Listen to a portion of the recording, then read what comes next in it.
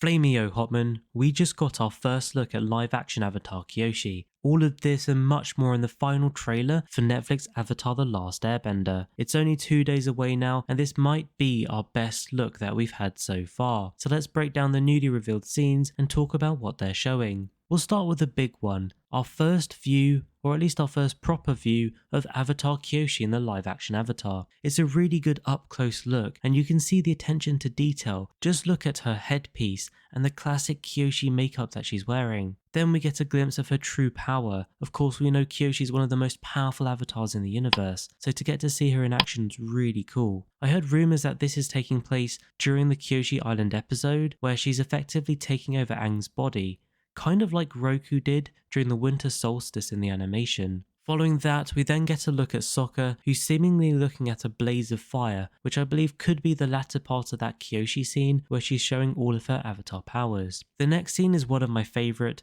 We get to see Aang in full-blown avatar state. Now I'm guessing this is the scene from the animation when he enters the avatar state underwater, which, funnily enough, I had just seen the other weekend when I went to watch Avatar in concert. By the way, that was one of the best things I've ever seen live in my entire life, and I'm not even joking. I will put some clips on my Twitter, and I've already got a few on there in fact, so link in the comments if you want to check out some Avatar in concert clips, because it really is amazing. Going back to the trailer, we actually get a bunch of different Aang in Avatar state clips, which is pretty cool. We get to see different settings of him entering the Avatar state, and I like how they've added little unique twists depending on where and when he's entering the Avatar state, which I think is a really clever way to do it. Following that, we get to see Aang and Appa just as he enters the Avatar state, putting them in the ice sphere. Again, that's a really cool indication that they are going to show that flashback scene of how Aang ends up in the ice sphere. We then get to see Zuko putting up the posters again, and you get that other little glimpse of young Chen in the background there. I really like this next shot. It looks like Katara is comforting Aang after he's seen Gyatso's body in the Southern Air Temple. We then get to see Aang with some firebenders. I'm assuming this is during the Northern Water Tribe attack, where he's flown out to defend against those Fire Nation ships arriving.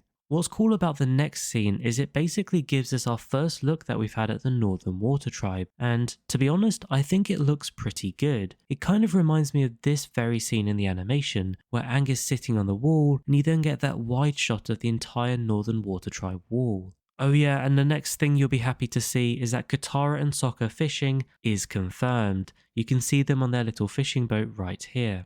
We also get a full look at Aang losing control of the Avatar state in the Southern Air Temple. I heard the Southern Air Temple's towards the end of episode 1, and it certainly looks like from this clip that they've done a really good job showing him losing control of the Avatar state while they're in the Southern Air Temple. We then get a glimpse of the ocean and moon spirits behind Sokka, but we'll cover that a little bit more in just a second. We then see Fire Nation ships attacking. I'm not sure if this is them attacking the Northern Water Tribe, or maybe this is them attacking the Southern Air Temple early on during the Airbender genocide. The best bit comes next though. Aang becomes the ocean. They actually did it. It's not just a big wave here, it looks like Aang really does become the ocean. Remember how I just mentioned the moon and ocean spirits in the background behind Sokka? Now I wonder what Sokka is looking up at in this scene. He could very well be witnessing Aang becoming the ocean. We also saw Zuko and Iroh seemingly looking up in the Northern Water Tribe, and Zuko kind of says, "What is that?" and they look pretty shocked. I wonder if that's them witnessing Aang becoming the ocean.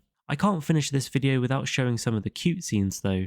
Look at all the cute little air bisons flying around, along with a shot of Gyatso. We then see Zuko versus Sokka, which has got to be early on when Zuko arrives in the Southern Water Tribe looking for the Avatar. One interesting thing I thought I'd point out, during this next Northern Water Tribe scene, it looks like they've got female bending warriors in the Northern Water Tribe. Now, I'm not sure if they're just putting up defences or if they're actually part of the army fighting back. Obviously, that would mark a bit of a change, because in the animation there was the whole ethos that the Northern Water Tribe didn't believe in female bending warriors. So maybe that's something that's going to be a little bit new with the Northern Water Tribe in this live adaptation series. I do like the other little Easter egg they've thrown in there where Aang says, "One thing I do know is that this is just the beginning." Could that be a little teaser at season 2 perhaps? Now I know there are lots of skeptical people, and from some of the clips that we have had, I will admit they haven't all looked amazing, but this trailer tells me this series has got to be worth watching. So join me for the journey and hit that like and subscribe button. For now though, thank you for watching, and I'll catch you later.